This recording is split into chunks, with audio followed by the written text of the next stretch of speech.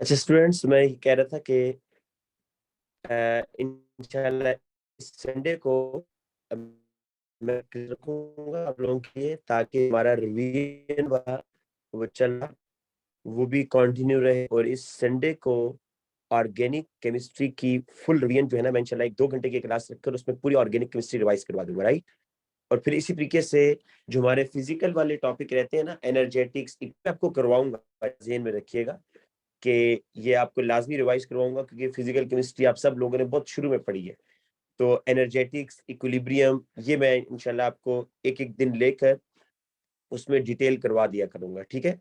तो अभी हम बेटा पास पेपर पे आते हैं। 2018 अक्टूबर नवंबर के लास्ट 2 क्वेश्चंस जो है बेटा वो हो गए थे। फर्स्ट 2 क्वेश्चंस से पहले डिस्कस कर लेते हैं।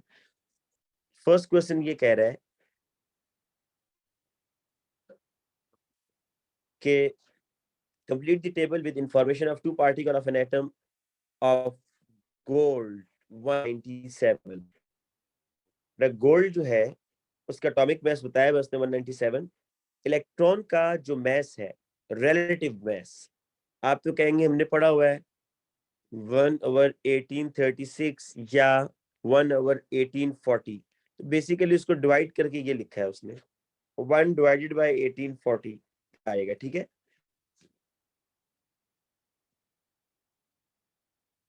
रिलेटिव मास ऑफ न्यूट्रॉन कितना होगा जी? 1, ठीक है।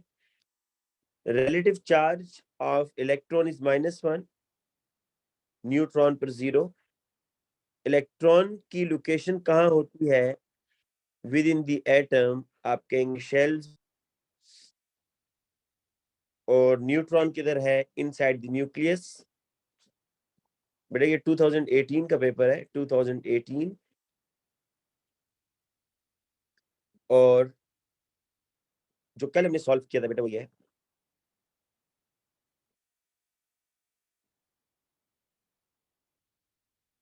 नहीं बेटा सब शेल नहीं, आपने इसको शेल ही लिखना है, नॉट सब शेल। और बेटा यहाँ पर पूछ रहा है कि नंबर ऑफ न्यूट्रॉन्स कितने हैं जी गोल्ड में। तो उसने आपको इलेक्ट्रॉन्स बताए हुए हैं, प्रोटॉन्स भी इतने ही होंगे। तो ये गोल्ड जो है ना बेटा 197 और 79 इज द प्रोटॉन। आप इसको माइनस कर दें तो 118 आ जाएगा, ठीक है।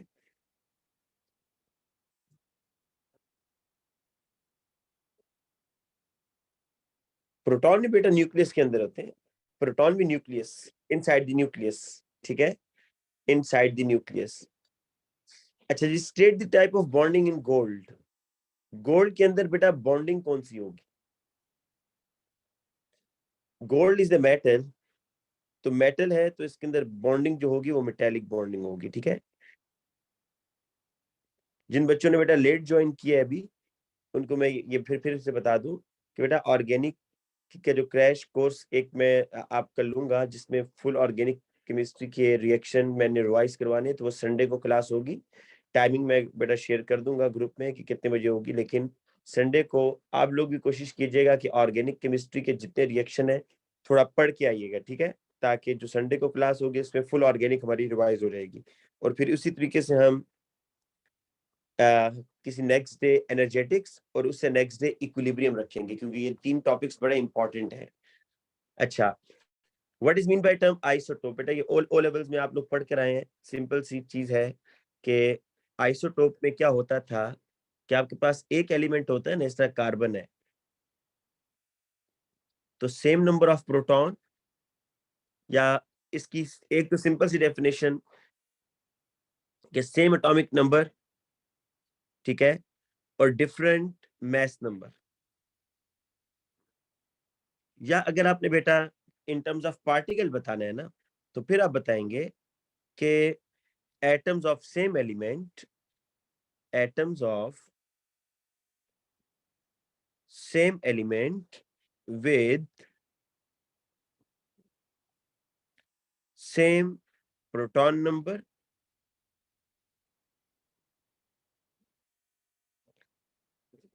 same electron number, but different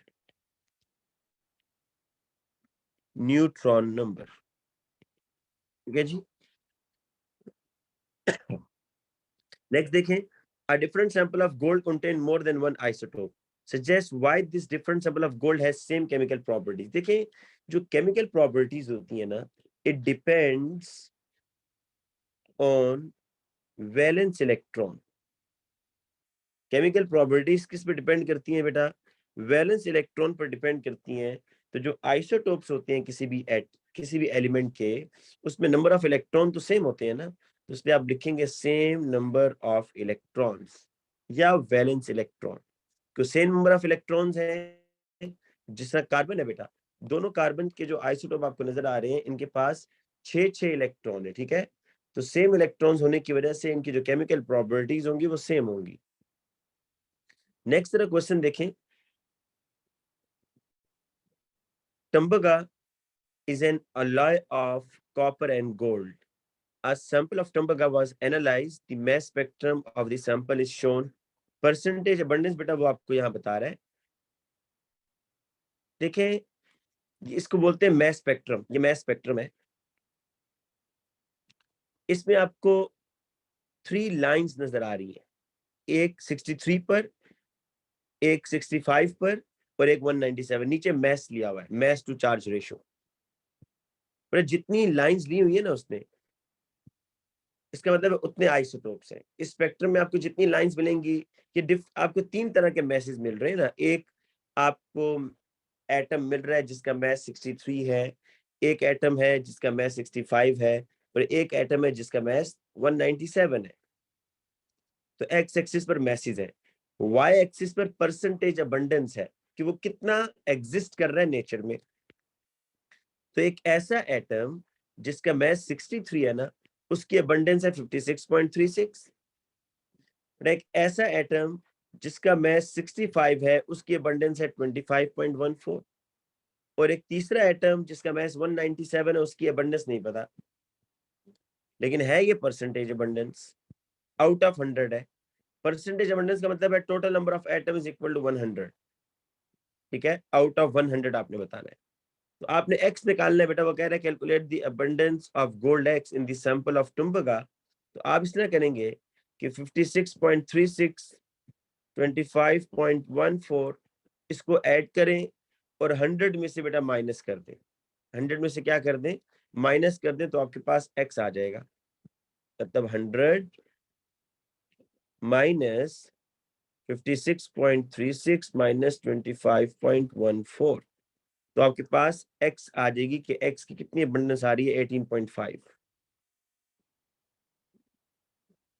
ठीक है बेटा, इस तरीके से आपने अबंडेंस निकाल ली। अब आ जाए अगले पार्ट पर।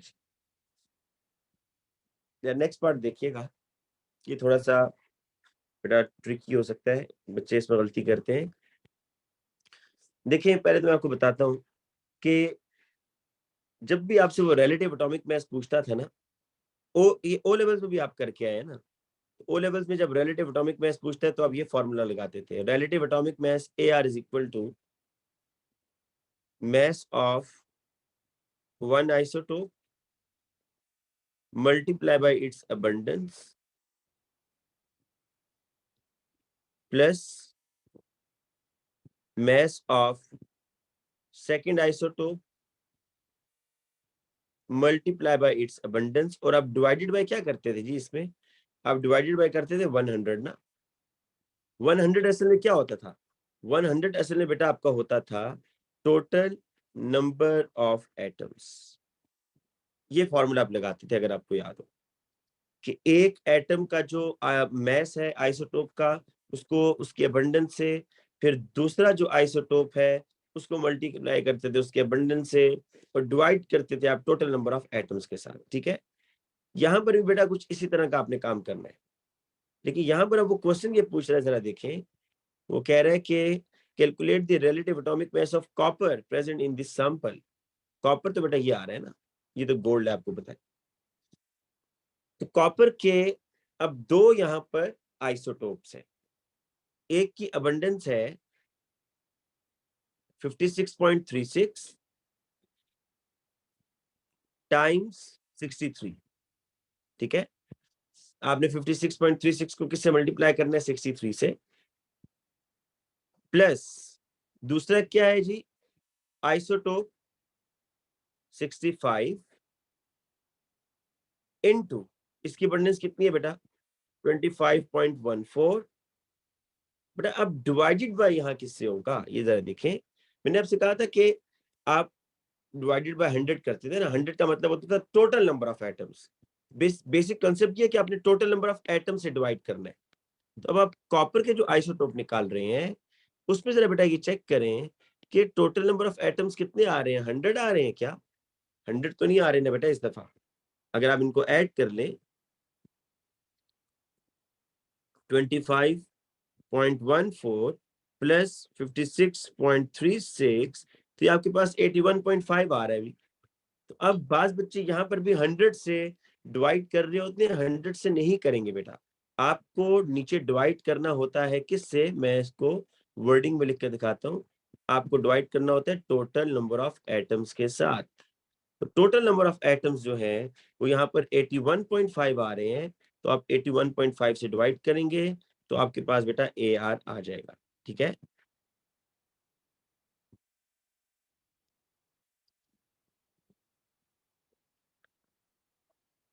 इसको सॉल्व कर लें आप। क्या आ रहा है आपके पास?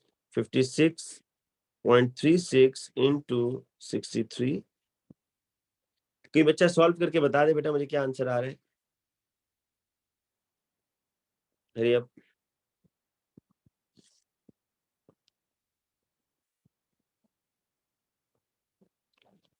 खजरान पहले मुझे इसका आंसर तो बताए ना बेटा जो मैं पूछ रहा हूँ जल्दी से। 63.62 आ रहा है। ओके ठीक है जी। अच्छा, बाद बच्चे ये कह रहे हैं जी इसमें इंफ्रारेड स्पेक्ट्रोस्कोपी का क्वेश्चन है और डाटा नहीं दिया हुआ। तो बेटा ये जो क्वेश्चन है, ये जो क्वेश्चन है ना बेटा, ये जो पेपर हम कर रहे हैं ये 2018 का है। ठीक है, तो ये जो आपके 2022 से पहले जो क्वेश्चंस आ रहे थे ना पेपर, इसमें डाटा बुकलेट अलहदा से दी जाती थी, क्वेश्चन के अंदर डाटा नहीं दिया जाता था। इसलिए इसके लिए डाटा जो है ना आपको अलहदा से देखना पड़ेगा, इसके अंदर नहीं होगा। 2022 के बाद से वो डाटा देना उसने बंद कर दिया, डाटा बुकलेट, और वो सारा डाटा आपको क्वेश्चन के अंदर ही डाल देता है। इसलिए इसमें अगर कोई ऐसा क्वेश्चन आ रहा है तो वो डाटा आप अलहदा से देखेंगे। अच्छा नेक्स्ट क्वेश्चन देखें जी। टाइप ऑफ बॉन्डिंग आपने बताना है। कुछ ना कुछ एलिमेंट्स दिए हैं, sodium, magnesium, aluminium, silicon, phosphorus, sulphur.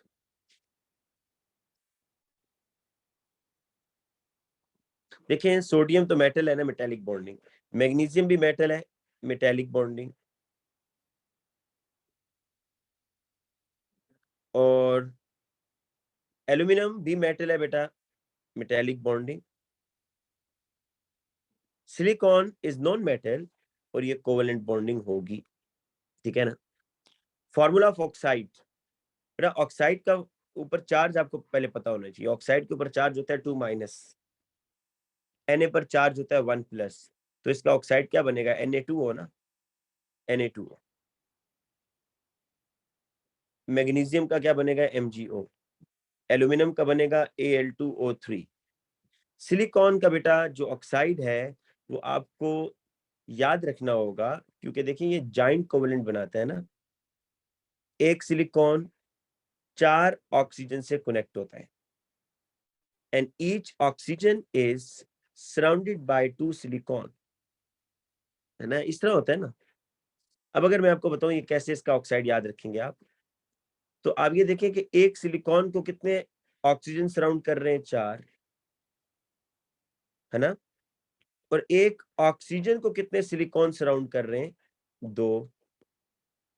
तो इसका जरा सिंप्लीफाई करें ना, इसका एम्पिरिकल फॉर्मूला क्या होगा? SiO2। तो ये आप बेटा इस तरह लिखते हैं SiO2। फास्फोरस का ऑक्साइड P4O10 या P4O6 भी होता है। ठीक है, 2 ऑक्साइड होते हैं, P4O10 या P4O6। एस सल्फर का SO2 या SO3। अच्छा आगे formula of chloride NaCl, MgCl2। अच्छा यहां पर मैं लिख रहा हूं AlCl3। Al2Cl6 भी लिख सकते हैं बेटा, राइट। सिलिकॉन का होगा SaCl4, फास्फोरस का PCl5 या PCl3, आपकी मर्जी है। अच्छा, नेक्स्ट क्वेश्चन पर आए। डॉट एंड क्रॉस कह रहे हैं जी, किसका? Complete the dot and cross diagram to show the bonding in HCl2। अच्छा, HCl2 बना कैसे है? देखें, ये H2Cl2 ने क्लोरीन से रिएक्शन किया है, 2 मोल HCl2 बने और रिएक्शन इज एक्सोथर्मिक। माइनस में आ रहा है ना, रिएक्शन एक्सोथर्मिक का मतलब हीट एनर्जी। तो HCl2 का डॉट एंड क्रॉस, ये सल्फर होगा, ये बेटा आपके क्लोरीन होंगे। सल्फर कौन से ग्रुप में? 6 में, राइट। तो इसके पास 6 इलेक्ट्रॉन होंगे बेटा, 1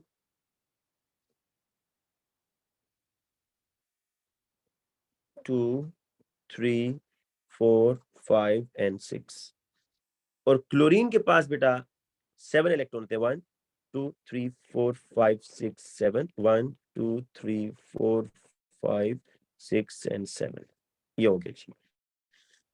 कह रहे complete the fully label diagram, the reaction pathway diagram for the reaction between H2Cl2 and chlorine include label for the activation energy. अच्छा, अब देखें, उसने आपको ऊपर बताया है कि जो रिएक्शन है ये एक्सोथर्मिक है।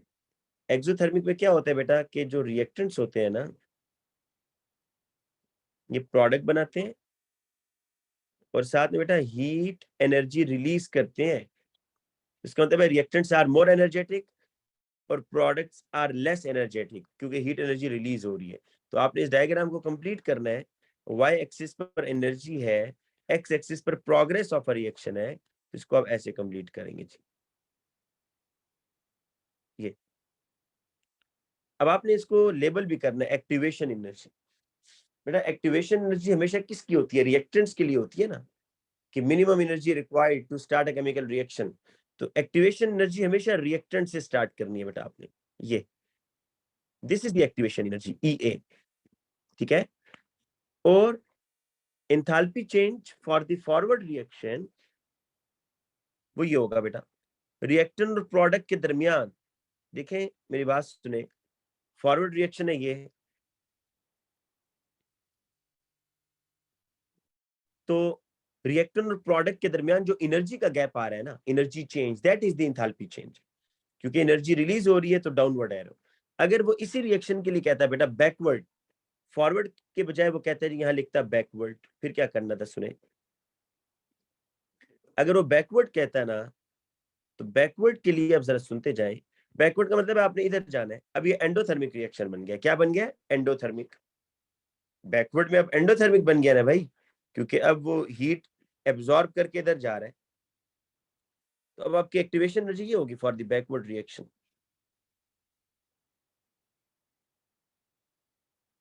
और डेल्टा एच ये होगा बेटा अपवर्ड, ठीक है। तो बैकवर्ड का वो नहीं कह रहा है, पूछ तो नहीं रहा, लेकिन अगर पूछेगा तो इस तरह करेंगे। अच्छा, on the axis sketch the trend in the melting point of the element from sodium two sulphur. ये बेटा एक बहुत ही डिटेल मतलब आपको इसका आंसर देना है। देखें, इसमें पहले तो आप,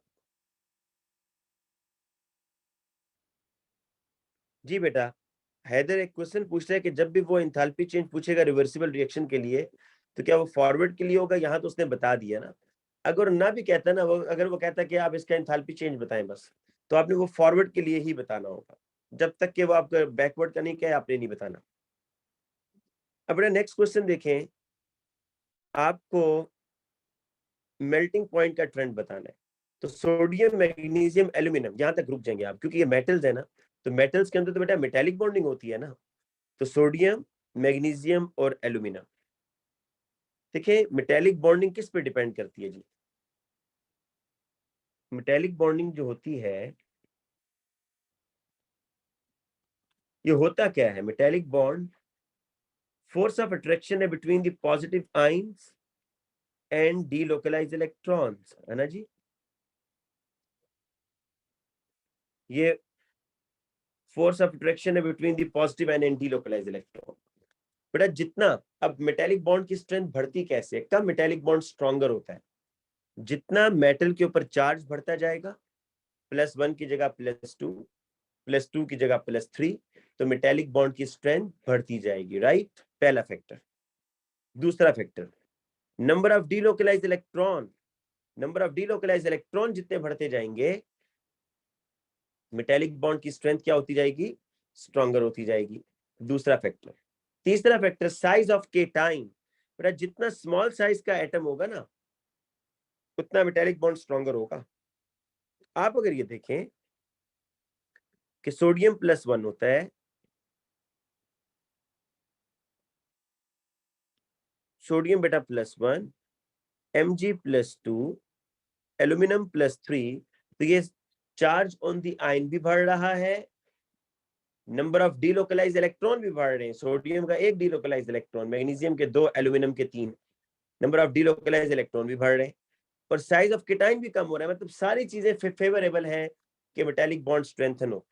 तो इसलिए बेटा अगर आप इसकी स्केचिंग करेंगे तो सोडियम का, ये आ गया सोडियम का बेटा मेटालिक बॉन्ड, सोडियम का जो वो है, देन बेटा मैग्नीशियम, ठीक है, और देन बेटा एल्यूमिनियम, ठीक है जी।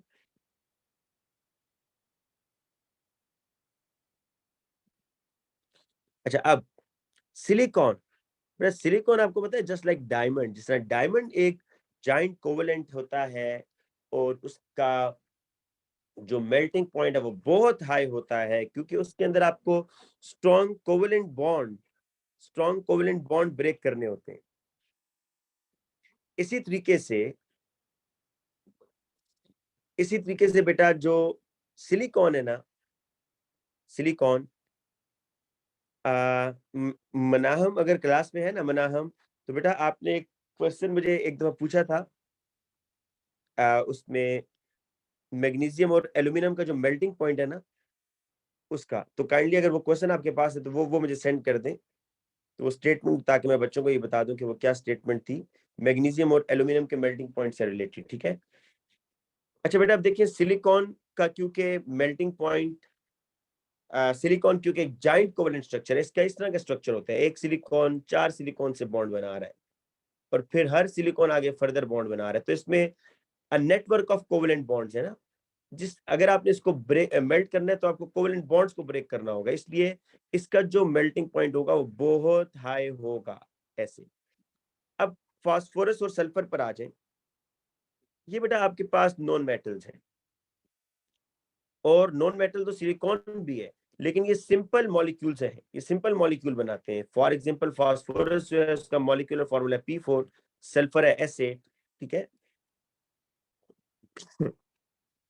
तो बेटा ये जो आपके पास P4 है और जो S8 है, इनके दरमियान होती है वीक वेंडरवाल फोर्सेस, इनके दरमियान वीक वेंडरवाल फोर्सेस है, ठीक है। तो अब आपको यहाँ पर ये बताना है कि ज्यादा स्ट्रॉन्गर फोर्स कहां पर है, वीकर कहां पर है। तो बेटा ये जो आपके पास सिंपल कोवेलेंट मॉलिक्यूल्स होते हैं ना, जिस तरह P4 या S8 या Cl2, जिसमें वीक वेंडरवाल फोर्सेस होती हैं, वेंडरवाल फोर्सेस डिपेंड करती है नंबर ऑफ इलेक्ट्रॉन्स पर। फास्फोरस के पास ना बेटा 15 इलेक्ट्रॉन्स होते हैं, राइट, तो ये 4 फास्फोरस है, 4 × 15। सल्फर के पास 16 इलेक्ट्रॉन होते हैं और 8 सल्फर है, 16 × 8। तो बताएं कहां पर इलेक्ट्रॉन ज्यादा आ रहे हैं, इलेक्ट्रॉन बेटा सल्फर के पास ज्यादा है, फास्फोरस के पास कम है, इसलिए फास्फोरस का जो मेल्टिंग पॉइंट होगा वो कम होगा, सल्फर का जो बेटा मेल्टिंग पॉइंट होगा वो क्या होगा, ज्यादा होगा। तो ये एक्सप्लेनेशन आपने बेटा साथ में लिखनी है, देखें मैं आपको फिर बता देता हूँ क्या क्या लिखना है आपने। आपने ये लिखना है कि जो मेटल्स है ना, पहले इन तीनों को एक्सप्लेन कर देंगे कि मेटल्स में एल्यूमिनियम, जो एल्यूमिनियम है उसका जो मेल्टिंग पॉइंट होगा वो मैग्नीशियम और एल्यूमिनियम से ज्यादा है, क्योंकि एल्यूमिनियम है स्ट्रॉन्गेस्ट मेटेलिक बॉन्ड। क्यों, उसकी रीजन बता दें कि उसमें charge on the ion is more, number of delocalise electron भी उसमें क्या है, ज्यादा है। अच्छा दूसरी बात, सिलिकॉन का, सिलिकॉन का बताएंगे आप कि सिलिकॉन का जॉइंट कोवेलेंट स्ट्रक्चर है तो it has the highest melting point in its period, अपने पीरियड में हाईएस्ट है क्योंकि जॉइंट कोवेलेंट है। स्ट्रॉन्ग कोवेलेंट बॉन्ड्स आपको ब्रेक डाउन करने पड़ेंगे, राइट। और देन फास्फोरस सल्फर का बताएं कि ये सिंपल कोवेलेंट मॉलिक्यूल्स हैं। कौन से? Simple covalent molecules. And in simple covalent molecules weak IMF is present, और IMF डिपेंड करती है नंबर ऑफ इलेक्ट्रॉन्स पर। तो P4 has less number of electron, S8 has more number of electron, तो उसके पास ज्यादा। अच्छा बेटा, एक और क्वेश्चन जरा सुन लें इसी उससे रिलेटेड।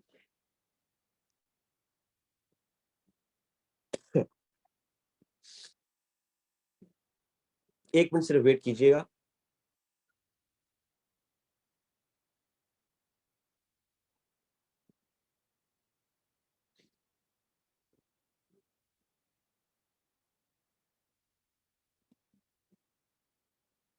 अच्छा बेटा, अब एक क्वेश्चन है जो फिलहाल यहाँ तो उसने नहीं पूछा हुआ, लेकिन जिस तरह हैदर ने मुझसे पूछा है और एक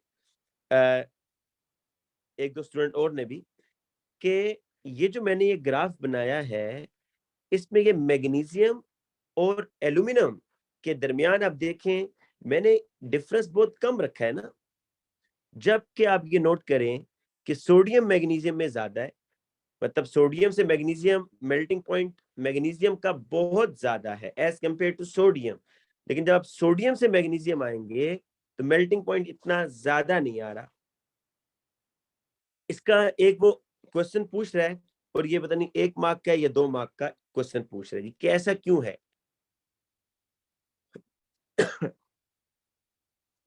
तो इसका आंसर बेटा आपने ये देना है कि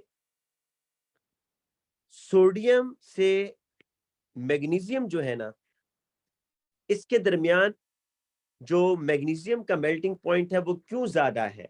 तो आप बताएंगे क्योंकि जो charge on the magnesium ion is more than the sodium ion. Magnesium ion के ऊपर चार्ज क्या है? ज्यादा है as compare to sodium ion. Sodium 1+ है ना, और मैग्नीशियम क्या है? 2+। तो आप कहेंगे इस तरह तो एल्यूमिनियम 3+ है और मैग्नीशियम 2+, तो यहां भी तो एल्यूमिनियम के पास चार्ज ज्यादा है, तो यहाँ पर भी तो मेल्टिंग पॉइंट ज्यादा होना चाहिए था। बेटा चार्ज डेंसिटी भी कह सकते हैं, बिल्कुल।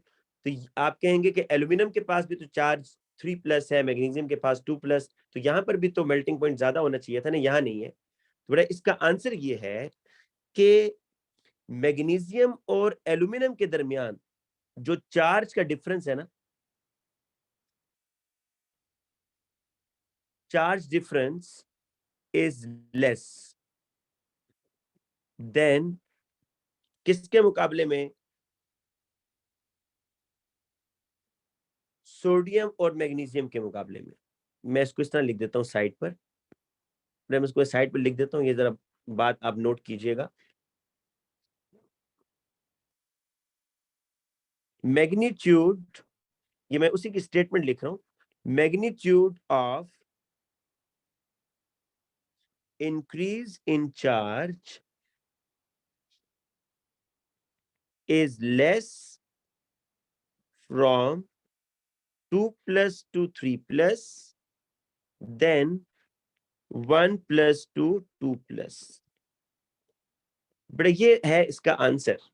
किसका आंसर? देखें उसने आपको ये जब इस तरह का क्वेश्चन पूछेगा ना, जब बेटा इस तरह का क्वेश्चन पूछेगा तो आपको ये ग्राफ बनाया होगा, उसने ग्राफ बनाकर दिया होगा, कहेगा कि ये बताएं जी सोडियम और मैग्नीशियम में मेल्टिंग पॉइंट का डिफरेंस ज्यादा आ रहा है, मैग्नीशियम और एल्यूमिनियम में नहीं आ रहा।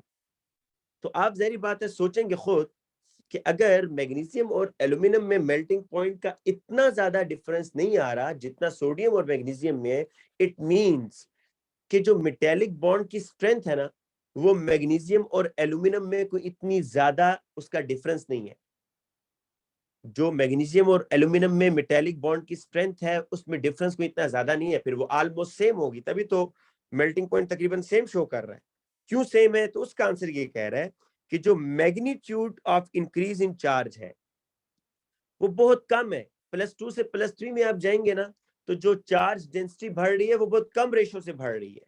लेकिन सोडियम से मैग्नीशियम अब अगर आप जाते हैं 1 से 2+, तो यहाँ पर जो चार्ज डेंसिटी बढ़ रही है वो बहुत ज्यादा रेशियो से बढ़ रही है, इसलिए आपको मेटेलिक बॉन्ड का डिफरेंस नजर आ रहा है। ठीक है बेटा, तो ये आप स्टेटमेंट याद रखिएगा, और यही आप इसको आप साइज से भी रिलेट कर सकते थे। ठीक है, मैंने 4 से किया सिर्फ।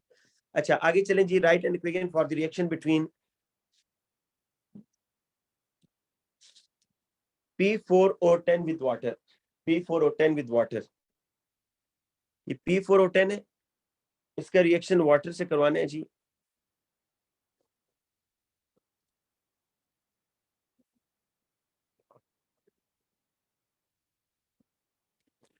देखिए क्या बनेगा, फास्फोरिक एसिड H3PO4, 4 फास्फोरस है, बस यहाँ 4 कर दें, और बेटा हाइड्रोजन कितने हो गए, 12 हो गए ना, तो यहाँ 6 कर देंगे जी। नेक्स्ट क्वेश्चन ई में कह रहा है कि SO2 can be release into atmosphere when fossil fuel containing sulphur are burned. State and explain one environmental consequence of the release of SO2 into atmosphere.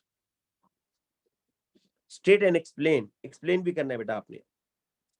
एक तो है जी कॉन्सिक्वेंस, प्रॉब्लम इसका आ रहा है acid rain, acid rain cause कर रहा है।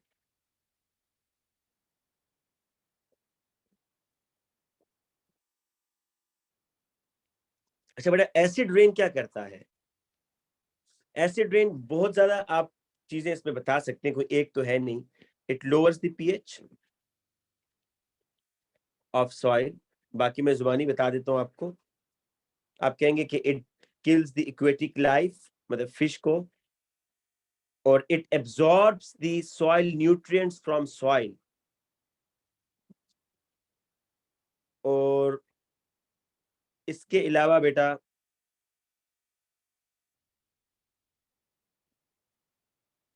ये बिल्डिंग को डिस्ट्रॉय करता है। ठीक है, जो कैल्शियम कार्बोनेट है उसके साथ रिएक्शन कर जाएगा। नेक्स्ट जी। अच्छा ये जो मैं अभी एक क्वेश्चन करने लगा हूं ना, ये बहुत ही इंपॉर्टेंट है, आयोनाइजेशन एनर्जी से रिलेटेड है जी।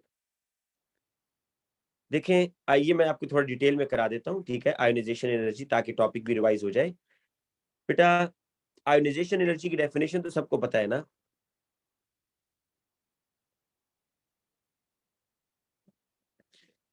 आयोनाइजेशन एनर्जी की डेफिनेशन तो आप सबको पता होगी, वो ये कि energy required to remove 1 mole of electron.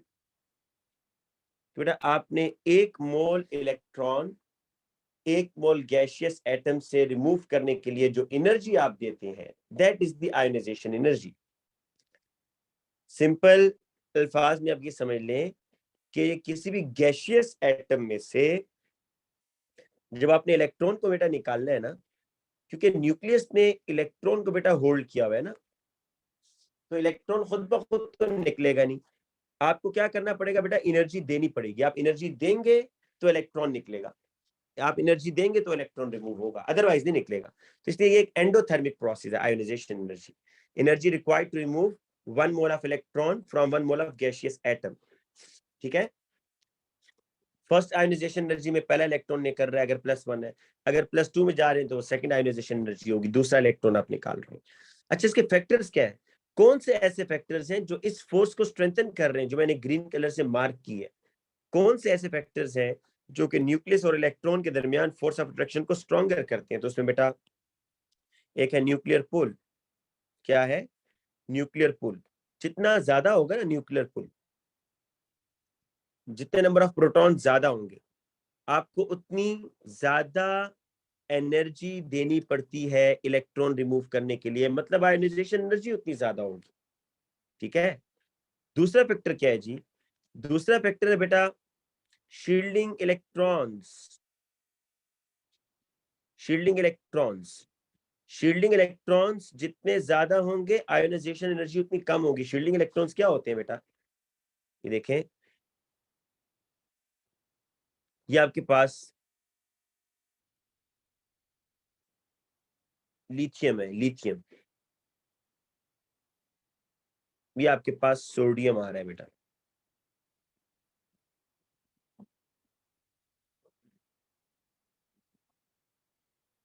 और ये आपके पास पोटाशियम आ रहा है।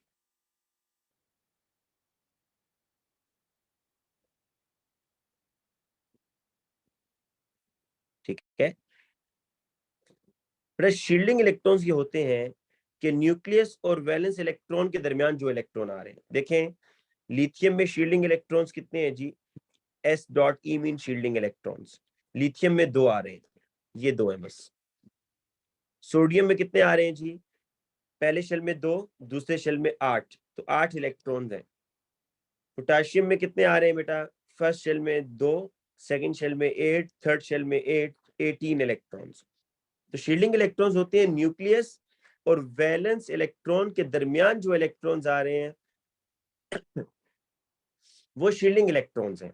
और शील्डिंग इलेक्ट्रॉन्स बेटा जो फोर्स ऑफ अट्रैक्शन है उसको स्ट्रेंथन करेंगे, वीकन करेंगे, वीक करेंगे ना, क्योंकि वो बेटा न्यूक्लियस वो वैलेंस इलेक्ट्रॉन को शील्ड कर रहे हैं, बचा रहे हैं फ्रॉम द न्यूक्लियस, तो अट्रैक्शन वीक हो रही है। तो जितने ज्यादा शील्डिंग इलेक्ट्रॉन होंगे इलेक्ट्रॉन निकालना उतना आसान हो जाएगा, ठीक है, इसलिए इनवर्स रिलेशन होता है।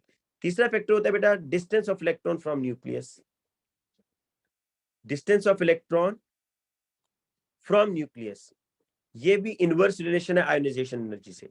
जितना इलेक्ट्रॉन न्यूक्लियस से दूर होगा उतनी कम एनर्जी देनी पड़ेगी इलेक्ट्रॉन निकालने के लिए। अच्छा बेटा इसमें एक जो क्वेश्चन आता है वो ये आता है कि आप जरा जनरल ट्रेंड बताएं ना कि sodium, magnesium, aluminium, silicon, phosphorus, sulphur, chlorine, argon, इसके पास 11 प्रोटॉन, 12, 13 प्रोटॉन है, 14, 15 proton, 16 proton, 17 proton and 18 proton. बेटा एक क्वेश्चन ये आता है, उसने इसको बोल्ड किया होता है, कहता है general trend of ionisation energy in periods. Group में तो आप सबको पता है ना कम होगा, क्योंकि क्यों जी, नंबर ऑफ साइज ऑफ जो है ना एटम बढ़ रहा है। इसमें क्या होगा जरा देखिए, आप सबको पता है कि लेफ्ट टू राइट जब हम मूव करते हैं तो क्या होता है, एटॉमिक साइज क्या होता है जी, एटॉमिक। अच्छा पहले ट्रेंड बता दें हो क्या है, हो क्या रहा है। आप बताएंगे ionisation energy increases from left to right. But ionisation energy increase हो रही है, ये एक स्टेटमेंट आपने दे दी पहले, क्यों बढ़ रही है, रीजंस, अब इसकी रीजंस आप बताएंगे। बेटा आप जब लेफ्ट टू राइट जाते हैं क्या नंबर ऑफ शेल्स चेंज होती हैं, ये बता दें, क्या नंबर ऑफ शेल चेंज होते हैं, नहीं होते। जो बच्चे कह रहे हैं ना होते हैं वो गलत कह रहे हैं। सोडियम बेटा कि आपके पास थर्ड शेल है राइट, ये this one is the third shell. Sodium के पास भी 3 शेल है, मैग्नीशियम के पास भी 3 है, एल्यूमिनियम के पास भी 3 है, सिलिकॉन के पास भी 3 है, तो नंबर ऑफ शेल चेंज नहीं हो रहे, ठीक है। लेकिन न्यूक्लियर पुल बढ़ रहा है, नंबर ऑफ प्रोटॉन्स बढ़ रहे हैं ना। तो पहली रीजन आप ये बताएंगे कि एटॉमिक साइज डिक्रीजेस, क्यों, due to the increase in the number of protons. दोनों बातें आपने बता दी, 2 फैक्टर्स, कि नंबर ऑफ प्रोटॉन्स बढ़ रहे हैं जिनकी वजह से एटॉमिक साइज क्या हो रहा है, कम हो रहा है। शील्डिंग इलेक्ट्रॉन्स के बारे में क्या ख्याल है, shielding electrons are constant, shielding electrons are constant. बेटा क्योंकि जो इलेक्ट्रॉन ऐड हो रहे हैं वो तो वैलेंस शेल में ऐड हो रहे हैं ना, इनर शेल तो सेम रह रहे हैं, क्योंकि नंबर ऑफ शेल सेम है। जब भी नंबर ऑफ शेल सेम होंगे शील्डिंग इलेक्ट्रॉन सेम होगा, ठीक है ना बेटा। तो अब ये 2 फैक्टर्स क्या कर रहे हैं बेटा, ये 2 फैक्टर्स आयोनाइजेशन एनर्जी को बढ़ा रहे हैं। न्यूक्लियर पुल भी बढ़ रहा है और एटम का साइज भी कम हो रहा है, तो ये दोनों फैक्टर जो है ना वो आयोनाइजेशन एनर्जी को बढ़ा रहे हैं।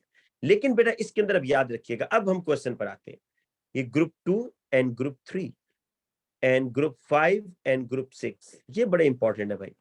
इनमें आपको एनोमलस बिहेवियर नजर आता है। अगर आप इसका ट्रेंड बताएं ना, ग्राफ बनाएं इसका आयोनाइजेशन एनर्जी का, तो इस तरह होता है ये। बेटा एटॉमिक साइज लिखना है बेटा, बिल्कुल लिखना है आपने हैदर, कोई चीज छोड़नी नहीं है भाई। 3 मार्क का क्वेश्चन होगा, सारी इंफॉर्मेशन उसको बताएं। Sodium, magnesium, aluminium, silicon, phosphorus, sulphur, chlorine, argon. बेटा ये मैं इसको लेबल कर देता हूँ, सोडियम है, ये मैग्नीशियम है, ये एल्यूमिनियम, ये सिलिकॉन, ये फास्फोरस, ये सल्फर, ये क्लोरीन, ये आर्गन। पर ये देखिए ये दो डिप जो आपको नजर आ रहे हैं ना, ये जो दो डिप आपको नजर आ रहे हैं, इसका वो पूछ रहा है बेसिकली क्वेश्चन। अब आ जाए क्वेश्चन के ऊपर। क्वेश्चन ये पूछ रहा है कि the element in the third period show a general increase in the first ionisation energy from left to right. Identify two pairs of successive element. Successive element का मतलब होता है जो एक के बाद दूसरा आ रहा है। नहीं बेटा, जैनब पूछती है कि अगर शील्डिंग इलेक्ट्रॉन सेम होंगे तो क्या डिस्टेंस ऑफ इलेक्ट्रॉन भी न्यूक्लियस से सेम नहीं होगा? नहीं, ये किसने कह दिया बेटा? ये जो लेफ्ट टू राइट एलिमेंट्स होते हैं ना बेटा, जो बच्चे ये क्वेश्चन पूछ रहे हैं, इसका मतलब उनको एटॉमिक साइज का ट्रेंड भी नहीं आता। ये सोडियम है, ये मैग्नीशियम है, ये एल्यूमिनियम है, ये सिलिकॉन है, ये फास्फोरस है, ये सल्फर है, ये क्लोरीन है, ये आर्गोन है। एटम का साइज कम होता है बेटा लेफ्ट टू राइट। क्यों? मैंने आपको बताया न्यूक्लियर पुल बढ़ रहे हैं ना। देखिए नंबर ऑफ शेल तो सेम है, 3 3 3 3 शेल है, लेकिन जब न्यूक्लियर पुल बढ़ रहा है तो वो आउटर इलेक्ट्रॉन को स्ट्रॉन्ग खींचेगा ना, स्ट्रांगली, तो एटम का साइज थोड़ा थोड़ा श्रिंक होता जाएगा। ठीक है।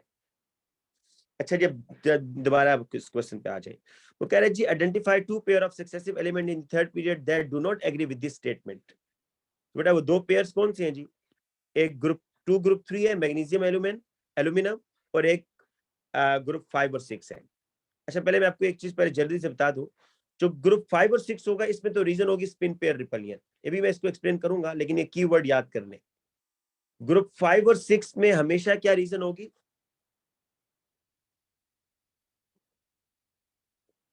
Spin pair repulsion. ठीक है जी। और ग्रुप 2 और 3 में दो रीजन होंगी, एक डिस्टेंस ऑफ इलेक्ट्रॉन और एक शील्डिंग इलेक्ट्रॉन। ये दोनों मैं भी एक्सप्लेन कर देता हूँ। पेयर 1 बेटा आ रहा है आपके पास मैग्नीशियम एंड एल्यूमिनियम। इसकी बेटा बेस्ट एक्सप्लेनेशन पता है कब आपको समझ आएगी? अगर आप इनकी इलेक्ट्रॉनिक कॉन्फ़िगरेशन भी कर ले, और वो मैं यहां कर रहा हूं। ये है जी magnesium, it has 12 electron, 1s2, 2s2। ये पक्का क्वेश्चन है, ठीक है। 2p6 and 3s2। ठीक है जी। अब आ जाए aluminium. Aluminium has 13, 1s2, 2s2, 2p6,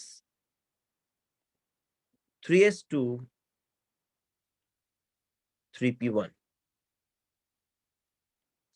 पहली बात जी, मैग्नीशियम का वैलेंस इलेक्ट्रॉन 3s में है, एल्यूमिनियम का वैलेंस इलेक्ट्रॉन 3p में है।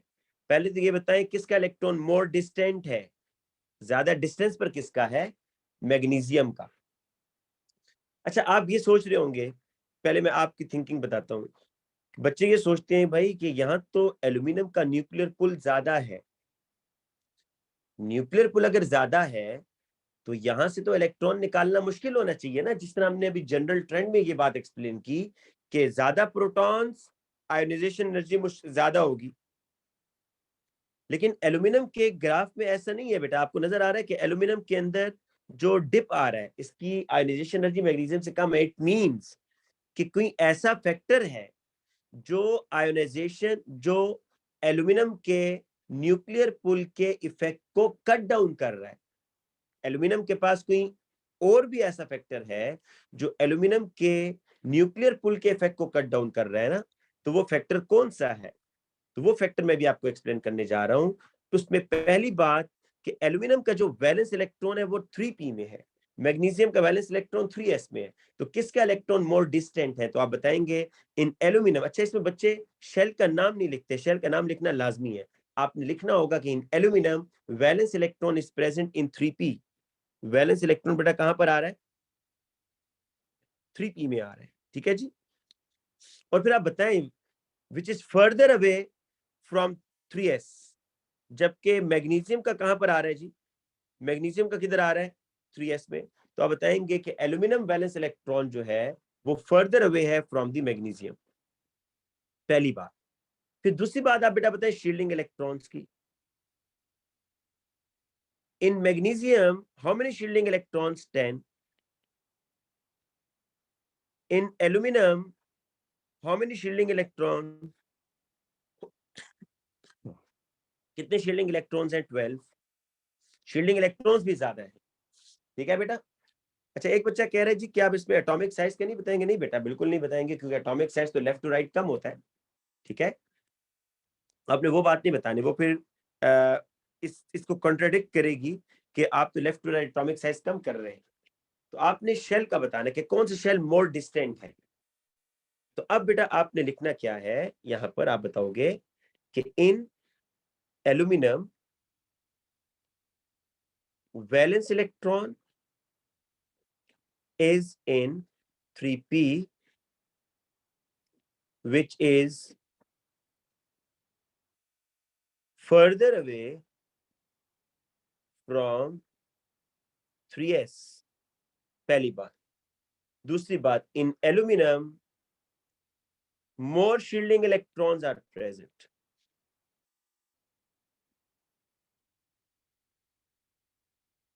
but shielding electrons भी ज्यादा हैं than magnesium। ये जो दो फैक्टर्स है ना बेटा, these two factors, ये क्या करेंगे? these two factors cut down the effect of nuclear pull of magnesium, aluminum।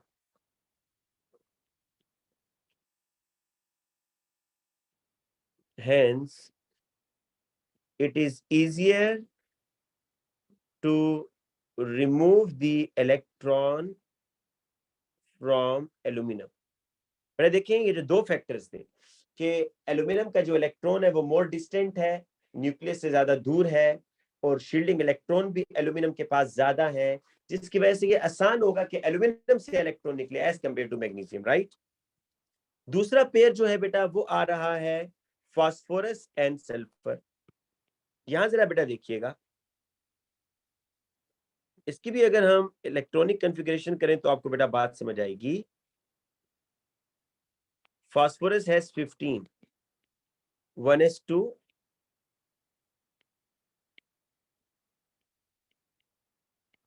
1s2, 2s2, 2p6, 3s2 and 3p1, 3px1, 3py1, 3pz1। Sulphur में देखिए बेटा 16 इलेक्ट्रॉन है, 1s2, 2s2, 2p6, 3s2, और ये आ रहे हैं जी इस तरीके से। अब आप बेटा देखें, अब आप बेटा ये देखें कि यहां पर जो फास्फोरस है ना, फास्फोरस और सल्फर, आप अगर दोनों के न्यूक्लियर पुल को देखें तो देखने में ये लग रहा है कि सल्फर की आयोनाइजेशन एनर्जी ज्यादा होनी चाहिए, क्योंकि मोर नंबर ऑफ प्रोटॉन्स। लेकिन अगर आप यहाँ इसका ग्राफ देखें तो आपको पता चल रहा है नहीं, ऐसा नहीं है जी, सल्फर के अंदर भी डिप आ रहा है, सल्फर की आयोनाइजेशन एनर्जी कम है। तो ऐसा क्यों है? इसका मतलब ये है कि कोई ना कोई सल्फर के पास ऐसा फैक्टर है जो सल्फर के न्यूक्लियर पुल के इफेक्ट को कट डाउन कर रहा है। यहां पर जिस तरीके से मैग्नीशियम और एल्यूमिनियम, एल्यूमिनियम के पास न्यूक्लियर पुल ज्यादा था, लेकिन शील्डिंग इलेक्ट्रॉन्स और डिस्टेंस ऑफ इलेक्ट्रॉन, ये दो ऐसे फैक्टर थे जो एल्यूमिनियम के न्यूक्लियर पुल के इफेक्ट को कट डाउन कर रहे थे। फास्फोरस सल्फर में सल्फर के पास इलेक्ट्रॉन न्यूक्लियर पुल ज्यादा है, लेकिन कोई ऐसा फैक्टर होगा सल्फर के पास जो सल्फर के न्यूक्लियर पुल के इफेक्ट को कट डाउन करेगा। वो क्या फैक्टर है? सुने, यहां पर बेटा आपको याद रखना है, ग्रुप 5 और 6 में हमेशा स्पिन पेयर रिपल्जन की बात करनी है। देखिए फास्फोरस में आप ये बताएं, पहली बात तो आप ये देखें ना कि दोनों में जो वैलेंस इलेक्ट्रॉन है क्या 3p में है या नहीं है? दोनों एटम्स में डिस्टेंस ऑफ इलेक्ट्रॉन सेम है या नहीं? सेम है। Valence electron is present in 3p and in 3p।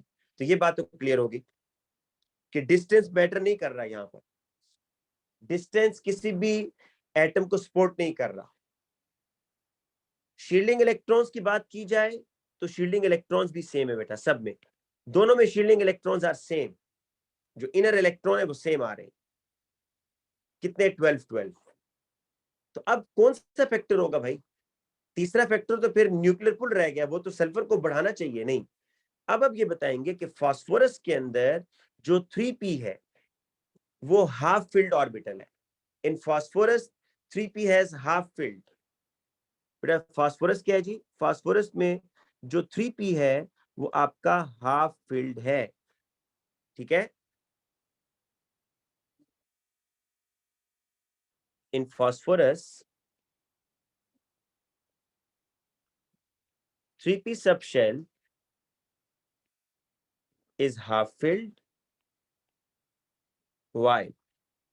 In sulfur, one of the 3p orbital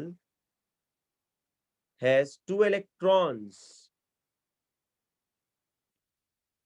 which causes spin pair repulsion। देखिए मैं ये कह रहा हूं कि अब ये जो फास्फोरस के पास 3px 3py 3pz, एक इलेक्ट्रॉन एक्स एक्सिस के ऊपर, एक वाई एक्सिस के ऊपर और एक जी एक्सिस के ऊपर, तीनों में रिपल्जन के चांसेस तो नहीं है ना बेटा? एक एक्स एक्सिस पर है, एक वाई एक्सिस पर है और एक जी एक्सिस पर है, रिपल्जन नहीं हो रही।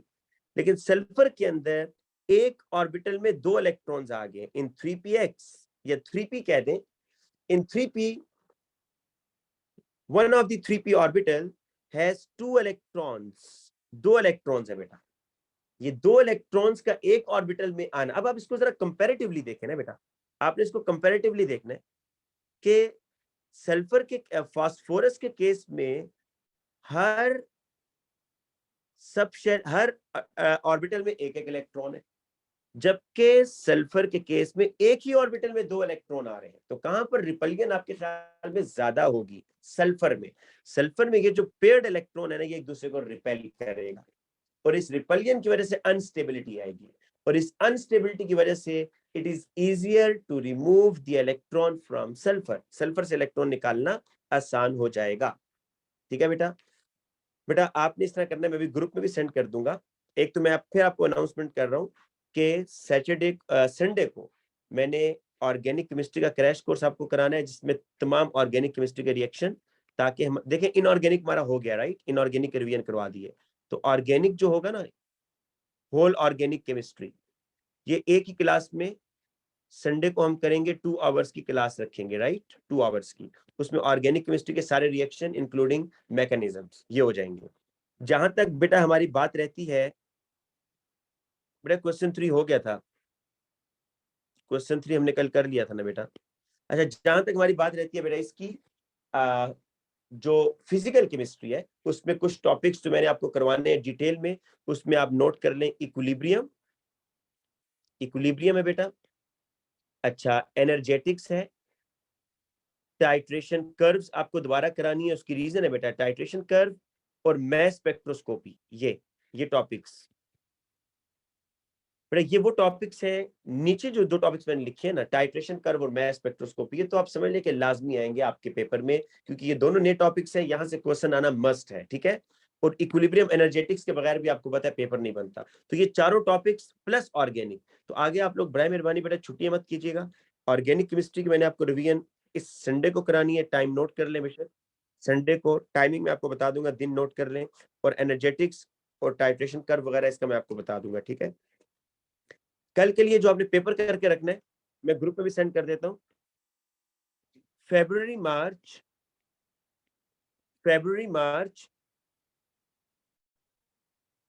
2018। अच्छा बच्चे कह रहे हैं जी कोई क्वेश्चन नंबर हमारा रहता है अभी सी पार्ट? अच्छा ये रहता है, ठीक है, कर लेते हैं जी। सी पार्ट रहता है जी, तो इसको कर लें।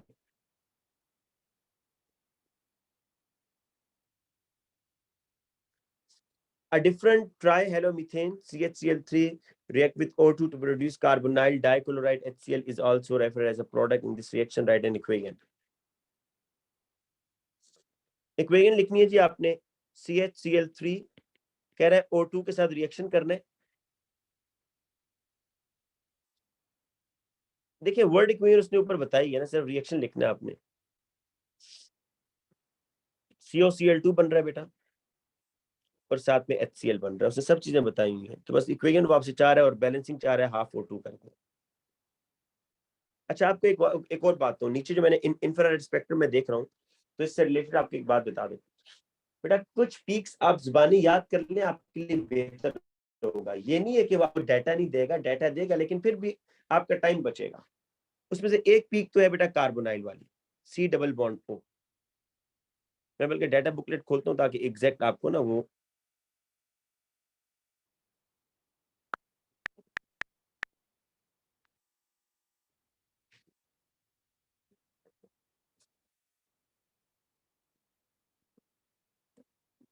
ये देखें, कार्बोनाइल की जो पीक है ना, जो आपको थर्ड नंबर पे बॉन्ड नजर आ रहा है बेटा, C डबल बॉन्ड O, 1640 से 1750, ये पूरी रेंज याद कर लें कि कार्बोनाइल की पीक कहां पर आएगी, 1640 से 1750।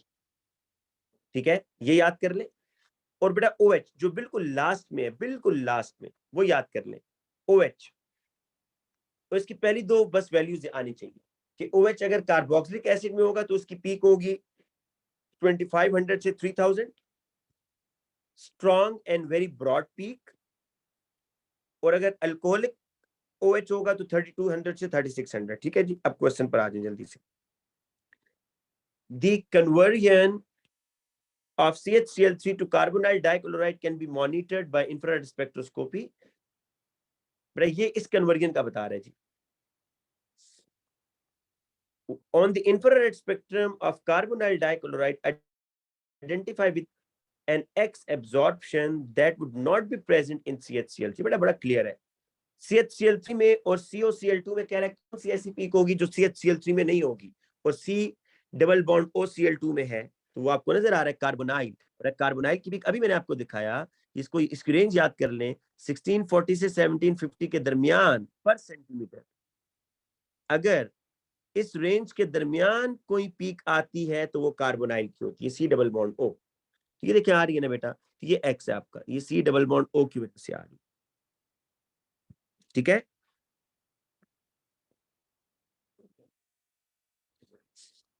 तो कह रहे कि on the infrared spectrum of carbonyl dichloride, identify with an X the absorption that would not be present in an infrared spectrum of CHCl3। तो बेटा आप बताएंगे कि in CHCl3 there is no carbonyl peak at 1640 से 1750 पर centimetre. ये peak नहीं होगी ना बेटा, जबकि COCl2 में ये X पीक आ रही है। अच्छा आगे चलें, कह रहे suggest another difference the infrared spectra of CHCl3। बेटा ये बात समझ आ गई है ना, इसमें कोई मुश्किल तो नहीं है ना, कि आपने देखना था कि कौन सी पीक किस में नहीं है। तो कार्बोनाइल डाइक्लोराइड, ये कार्बोनाइल की पीक बड़ी इंपॉर्टेंट है बेटा, आपको फिर बता रहा हूँ कि कार्बोनाइल की पीक, जब भी आपको स्पेक्ट्रम आता है तो आप दो पीक्स फौरन देखते हैं, OH की पीक और कार्बोनाइल की पीक। तो कार्बोनाइल की पीक COCl2 में आ रही है, CHCl3 में नहीं आ रही। दूसरा डिफरेंस आपने बताना है जी क्या है।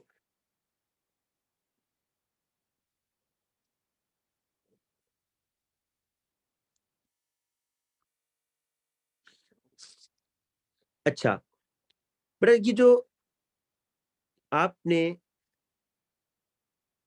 इसको ऐसे लिखे ना CHCl3, मैं इसको पहले इस तरह लिखता हूँ CHCl3, और यहाँ लिखता हूँ C डबल बॉन्ड OCl। आपने बेटा इस तरह करें, इसमें डिफरेंस ढूंढें कि जो बॉन्ड एक में है दूसरे में नहीं है। कार्बोनाइल की पीक आपको मिलेगी 1640 से 1750 के दरमियान, इसमें एब्सेंट होगी ना, इसमें क्या होगी बेटा, एब्सेंट होगी।